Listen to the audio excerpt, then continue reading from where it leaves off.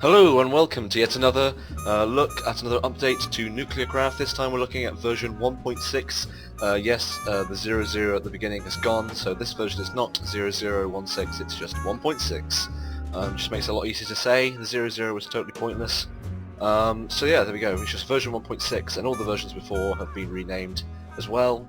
So the previous version was 1.5 and so on and so forth. There's been a lot of changes this update, and it's not been one for a little while just because of work and stuff, but this is the sort of penultimate, well not the penultimate, but just sort of the update before particle acceleration comes in, and this sort of just rounds off a few things, fixes a few bugs, balances a few things, adds a lot of suggested content from over the year or so. So just a lot of little things and a lot of extras, as well as a few more machines to get you started with some of the materials that you're going to need for nuclear particle acceleration or whatever. So just one thing first of all, there's going to be 3 videos released hopefully over the next however long, short period of time. There's this one, which is just the update spotlight. Then we're going to have a full sort of mod spotlight, like sort of Dial 20 style mod spotlight, which just sort of shows off everything in the mod. And then we're going to have a fully fledged huge video, which is going to act as a sort of a wiki, which is going to have a bunch of links in the description, and it's going to have a bunch of links in the wiki, which will basically make sure that the whole mod is documented. So obviously it'd be quite difficult to make a whole wiki very quickly, in text, but having this very long video will mean that I can very quickly completely explain everything in the mod from top to bottom, and then that can slowly but surely be added in text form to the wiki. But at least people actually have a place to learn about it. So let's just move straight in. So I'm just going through the usual thing of just going through the changelog. It's the same changelog as you'll see when you download this update. So first of all, added the neutron irradiator. I believe it's this one here. So the neutron irradiator, it's pretty simple. I mean, all the recipes are in here. There's 3 outputs and there's 2 inputs, and the sort of things you put in here, there's only 3 recipes I believe for now. There's lithium-7 and a neutron capsule. Goes to tritium, helium-4 and another neutron. That's not a bug, that's actually what happens in real life. You get another neutron from the lithium-7.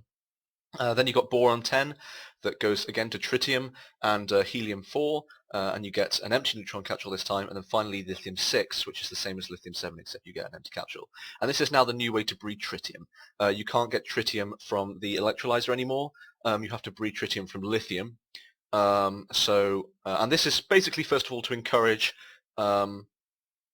actually mining lithium and bothering mining lithium, and it's also to encourage other fuel combinations in the fusion reactors, because I see that tritium was pretty much the only fuel being used, at least in a lot of videos. I see hydrogen was a pretty popular one as well, since that was so common, but that one's fine because that's a pretty, obviously hydrogen is pretty abundant, so there's nothing you can really do about that. So there you go, that's a neutron irradiator. That just has a few recipes, and that's pretty simple really.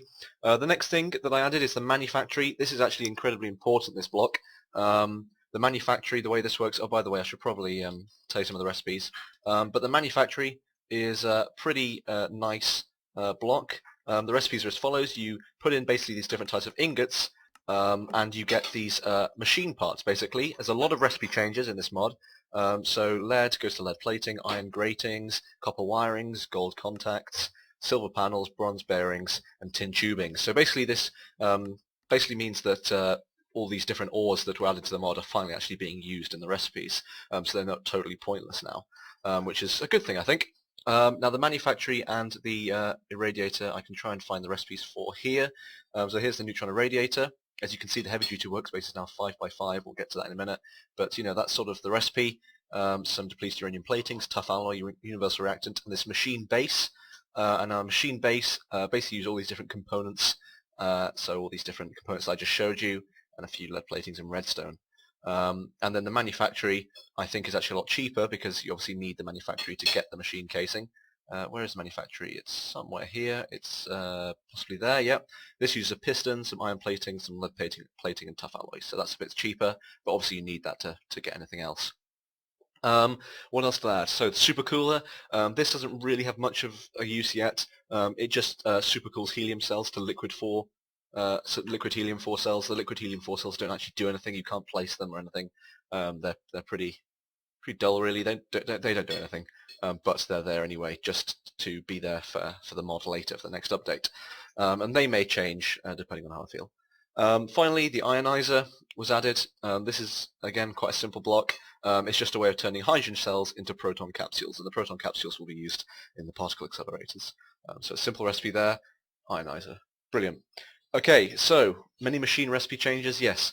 Let's have a look if I can open up this. So first of all, ionizer recipe for that is some redstone with plating, blah, blah, blah, and supercooler, which is somewhere around here, which is here. Block of quartz, some depleted uranium, and blah, blah, blah, some other stuff, machine base. And yeah, I just said here, many machine recipe changes. There's been a lot of recipe changes. You can see I've updated it, so there's a lot of 5x5 crafting recipes now. There's a bunch of other changes. For example, fusion reactors are a lot more expensive now, and things like that. There's been a lot of updates to recipes. You can discover them yourselves. So it's a pretty simple update. It's just a bunch of recipes. We'll get to what else in the nuclear workspace in a minute. In fact, now, because it's next on the list. So the heavy-duty workspace here has a 5x5 crafting grid, as you just saw, but there's a lot of new stuff as well, which really was needed because it was incredibly annoying. Lots of recipe changes, and also, thankfully, there is actually now shift-click support. So, for example, if I wanted to make myself a fission controller, I've got all the stuff in my inventory, as you can see. I've got the machine base, all the stuff I need. And I can just go across. Also, you can press the question mark to bring up the sort of ghost icon, so that's been added. And the fission controller, you can do the whole shift-click thing like you do in a crafting table. Bring everything up here, and there you go. You can just craft like that. So it makes crafting much quicker and less tedious. There's also OR dictionary support, so I can add some more interesting recipes in there now. It didn't have the OR dictionary before, which sort of limited my choice of materials in here. What else have I got? Fission reactors now give warning about the heat it will produce. Oh yes, this is quite a big update actually. I'll just place this down here. So let's have a look at what's going on. So in here you can see that I've got a little bit of a 3x3x3 reactor in here, and I don't think this has anything in it other than some charcoal and some coolant. So we're just going to close that up, and what we're going to do is I'm just going to show you what I mean by the warning the fission reactor now gives. I'll just get some HEU-235 fuel, and I'll put it in there. And you'll see that even before I turn it on, and by the way, the lever now has to be on to turn the fission reactor on, in this yellow sort of text down here, it will tell me how much RF per tick I will generate when I turn it on, and it will tell me how much heat per tick it will generate when I turn it on. And of course, when I do turn it on, all this turns white, and that's exactly the fuel, exactly the RF per tick and the heat that I do generate. So very, very useful, so that you don't start producing a ton of heat and blow up your fission reactor. So that's quite useful to have, and I hope that you enjoyed that. So that's brilliant. Apparently there is a little bit of a bug, which means that the for some reason this heat isn't updating. I don't know why that is, to be honest. For some reason the heat isn't going back down even when there's coolant in there. That's quite annoying. What else? I need to fix that for the next version, but that's a very small fix and not really that big of a problem. What else? Bigger fusion reactors produce much more power. Yes, that is true. So if I get myself a HEU-235 fuel cell again, and I put some reactor upgrades in there, you can see for this 7x7x7 reactor, I'm now producing 10,000 RF per tick. Before I was producing a lot less. I think even like a 21x21 was producing that much. And even if we go up to something even bigger, maybe like an oxide fuel, so maybe some of this HEU-233 oxide fuel, you can see that we're producing around 16,000 RF per tick for, I'm pretty sure this doesn't have any graphite in it as well, this whole setup. I think it just has these new speed upgrades, which we'll see in a minute, and some coolant blocks, that's all it has. And we're generating 16,000 RF per tick. And just to sort of highlight how that works, what I'll do is I'll go over here, hang on a minute, I need to go on use, and you can see here that now the power goes up with the square of the size of the reactor. So for a 1x1x1 reactor, you just have a base power. These are your base powers here, and you multiply by 2 squared for a 3x3x3, 3 squared for a 5x5x5, 4 squared is 16 for a 7x7, 25 for a 9x9, so on and so forth, until you get up to the 21x21x21, which is like multiplying by like 81. So the power increase is dramatic, which is nice because that was really needed, so it didn't fall behind other mods. So there we go. That's the new sort of power that the bigger reactors produce. There we go. Fission reactor speed blocks. You just saw that in there. Speed blocks. They're pretty difficult to make. Actually, you get 6 of them for some of this stuff here. So a similar recipe to the coolant, and a similar look, but just a few different things in there. And these are really neat because a lot of people are complaining about the fact that fission reactors are really slow. But if you pile a load of these into your reactor, the time that it takes for the fission reaction to occur will be dramatically decreased. So if we just go over here and we just compare how quickly these things are, I'll just put in an LEU-235 fuel cell in there, and let's put that in there, and you'll see that this takes a very long time to run out of fuel. This is how quickly it's running. So we're losing about probably about 5,000 every second, or maybe a bit more than that every second. So it's going to take a long time for us to get the depleted version of that fuel, and obviously a lot of people just want to breed plutonium-238. So what we can do here is put a load of speed upgrades in, and look how much quicker the reaction happens. I've got a lot of speed upgrades in there, remember those, so you need a lot of them for it to be really this quick, but you can see that the reaction happens incredibly fast, and there we are, we've got a depleted oxide fuel cell. So this is a fantastic way, these speed upgrades, to just speed up your fission reactors, so that you can produce the depleted cells much quicker, and therefore obviously use up and produce plutonium-238 for your RTG fuel cells a lot easier. But of course you need to build all these reactor speed blocks, which are expensive, but I would say probably worth it. So there we go. Pretty simple update, but nice to have, and hopefully you guys like that. What else have we got? We've got blast resistant blocks. Yes, this is another update. I've added blast resistant blocks. These basically just are very blast resistant. I think 3 times as blast resistant as obsidian. They will just about block a nuke, like a whole. If you completely surround a nuke on all sides with these things, then they will block even a nuke. So they are very blast resistant, and they're perfect for building reactor chambers, because they should be able to stop the blast from these things as well. I'm pretty sure they should, because the blast resistant on the blast size on these reactors have been slightly decreased as well, so that they're under the nuke radius. So that should be fine. These should block it.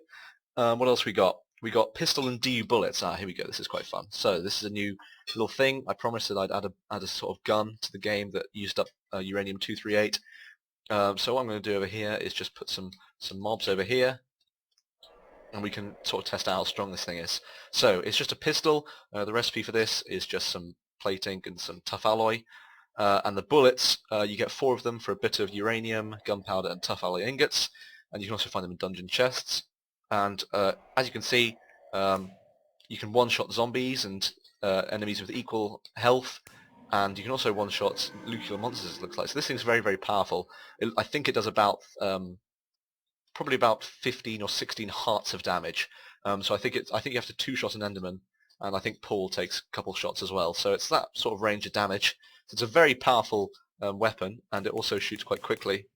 And you can just collect them just like you would arrows. So they're pretty simple to use, but it's a nice weapon to have. But obviously the bullets are quite expensive, and you know, only use this when you really need to. It's quite fun to use though, so you may end up using it quite a lot. I've also added another use for uranium-238, which is something called the weak radioisotope thermoelectric generator. This thing is incredibly weak.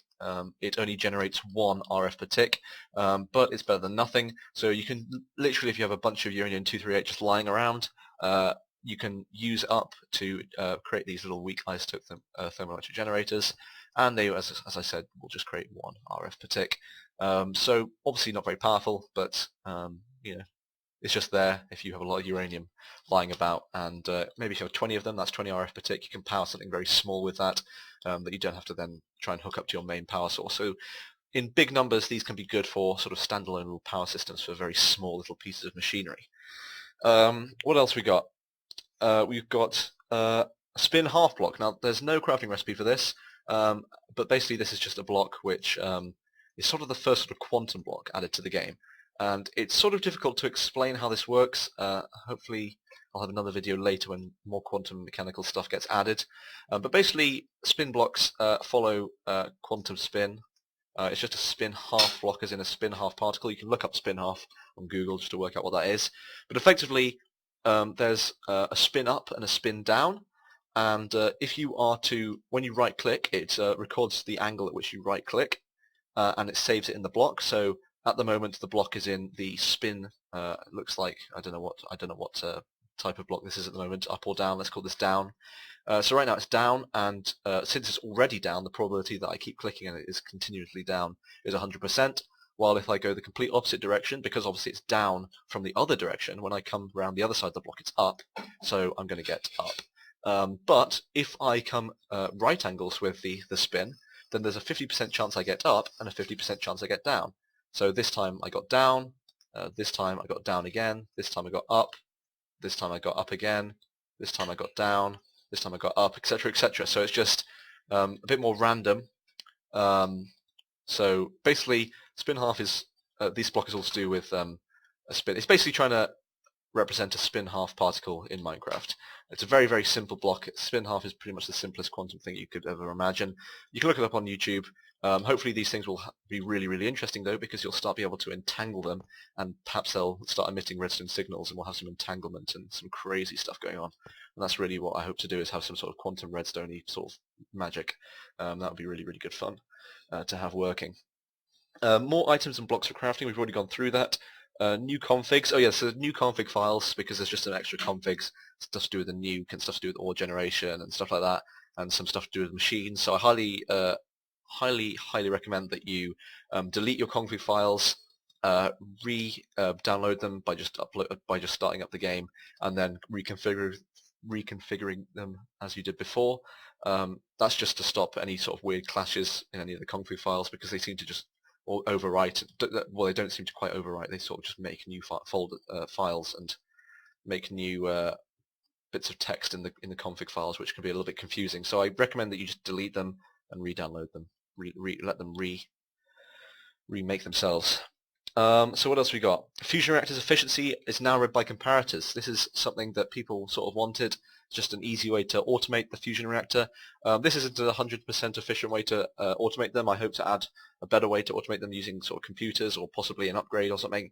But for now, fusion reactors will emit a redstone signal based on the efficiency in the fusion reactor.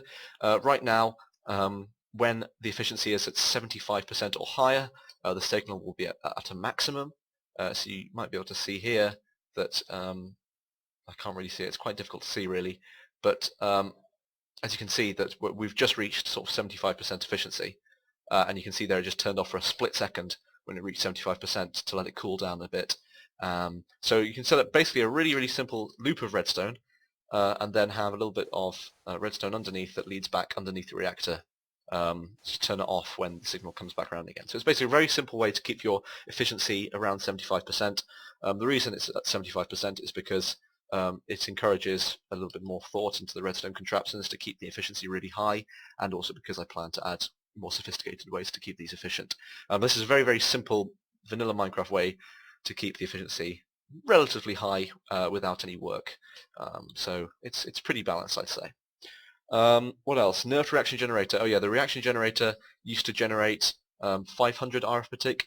It now generates, I believe, 200 RF per tick. It was just incredibly overpowered. I noticed this when I watched basically some mod spotlights and survival games, and people were using it, and it was incredibly overpowered. So it's been downgraded a bit. So it's just less powerful, basically.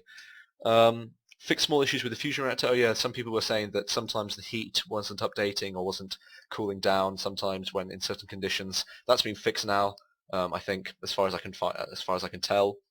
It's like when the fuel ran out or something, it would stop decreasing in heat or something like that. But it's fixed. I just had some stuff in the wrong order. Recipe info for water cells. So yeah, if you if you click usage, hang on, where is it? You click usage on empty fluid cells now, it will tell you that you can use them to right-click on a water source block to obtain a water cell. And right now I don't have a sort of recipe version of that usage click, this usage information. So right now, usage on water cell tells you that if you right-click with an empty fluid cell, you get it. I hope to add something that just when you press R, it tells you that instead, but I don't have that yet. What else? More dungeon and village loot. Yeah, there's a bunch of dungeon village loot, boron armor, the pistols, the bullets, a couple other random items like the bows and boiled eggs and Domino's pizza and stuff like this before. What else?